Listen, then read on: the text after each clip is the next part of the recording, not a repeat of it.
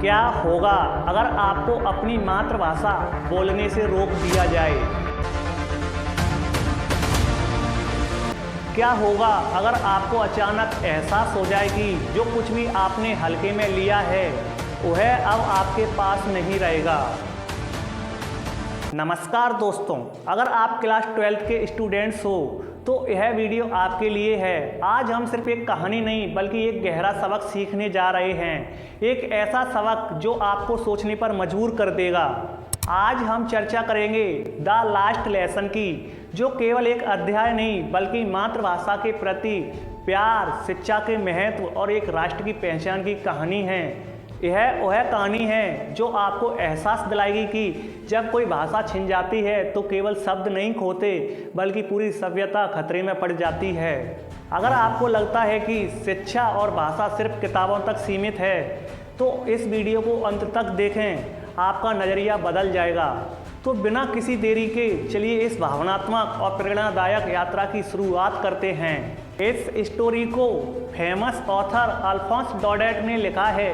यह कहानी Franco Prussian युद्ध 1870-71 के समय की है, जब जर्मनी ने अल्सेस और लॉरेन को फ्रांस से छीन लिया था और इन दोनों क्षेत्रों में फ्रेंच की बजाय जर्मनी भाषा को सिखाने का दबाव बनाया गया था। इस कहानी के माध्यम से लेखक ने बताया है कि किसी भी राष्ट्र के लिए उसकी भाषा कितनी महत्वपूर्ण होती है और जब हम इसे खो देते हैं तो हमें कितना अफसोस होता है। इस कहानी के मेन 4 कैरेक्टर्स हैं।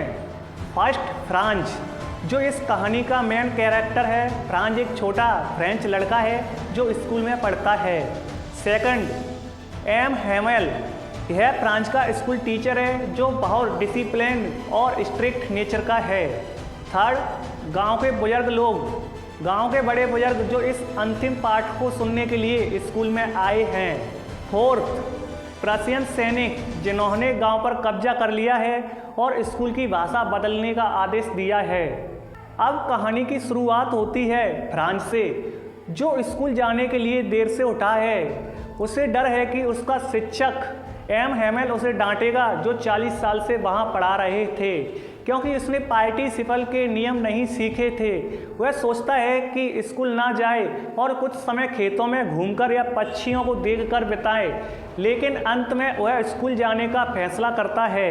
जब वह स्कूल पहुंचता है तो वहां एक अजीब सा माहौल था। आमतौर पर स्कूल में बहुत शोर शराबा होता था, बच्चों के पढ़ने की आवाज़, डेस्क खड़खड़ाने की आवाज़ और एम हैमेल की सख्त डांट। लेकिन उस दिन स्कूल में एक अजीब सी शांति थी।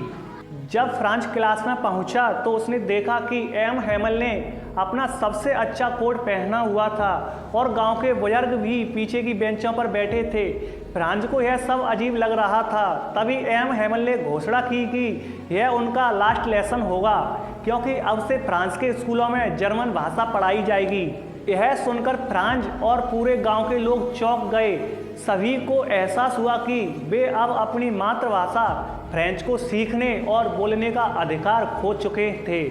एम हैमेल ने समझाया कि अपनी भाषा को सुरक्षित रखना बहुत ज़रूरी है, क्योंकि यह हमारी पहचान होती है। उन्होंने अफसोस जताया कि गांव के लोग शिक्षा को ज़्यादा महत्व नहीं देते थे। कई लोग सोचते थे कि स्कूल जाना जरूरी नहीं और वे अपनी मातृभाषा को हल्के में लेते थे। उन्होंने यह भी कहा कि जब कोई राष्ट्र गुलाम बना लिया जाता है और उसकी भाषा छीन ली जाती है तो वह लोग अपनी आज़ादी को बनाए रखने की आखिरी कुंजी खो देते हैं। यह एक बहुत महत्वपूर्ण संदेश था जिसने फ्रांस और गांव वालों को झकझोर दिया। फ्रांस को अचानक यह महसूस हुआ कि वह अब तक अपनी भाषा और पढ़ाई को हल्के में लेता रहा था। उसे आज पहली बार फ्रेंच भाषा की खूबसूरती का एहसास हुआ और उसे पछतावा होने लगा कि उसने पहले ध्यान क्यों नहीं दिया। यह एम हैमेल का आखिरी दिन था और वह चाहते थे कि हर कोई इस पाठ को पूरी ईमानदारी से सीखे। कक्षा समाप्त होने से पहले एम हैमेल ने एक आखिरी बार शब्द वाइव ला फ्रांस, मतलब फ्रांस की जय हो, ब्लैक बोर्ड पर लिखा। इसके बाद वह बिना कुछ बोले उदास आंखों से छात्रों को देखते रहे और फिर कक्षा समाप्त कर दी। यह एक बहुत ही भावनात्मक पल था। यह कहानी हमें 3 मैसेज देती है। फर्स्ट, अपनी भाषा का सम्मान करें। भाषा केवल शब्दों का समूह नहीं बल्कि संस्कृति और पहचान का प्रतीक होती है। सेकंड, शिक्षा का महत्व। जो चीज़ें हमें मुफ्त में मिलती हैं हम अक्सर उनकी कदर नहीं करते।